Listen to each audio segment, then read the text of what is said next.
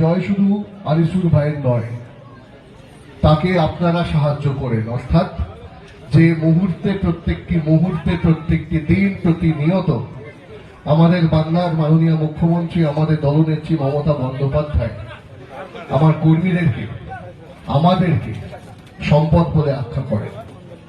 আমি সেখানে তৃণমূল কংগ্রেসের একজন কর্মী হয়ে আরো একজন কর্মীর পক্ষে এসেছি এবং নতমস্তকে আপনাদেরকে প্রণাম জানাচ্ছি, সম্মান জানাচ্ছি, সেলাম জানাচ্ছি, আদাব জানাচ্ছি এবং আপনাদের আশিস, আপনাদের ভালোবাসা, আপনাদের আশীর্বাদ এবং দোয়া প্রার্থনা করছি।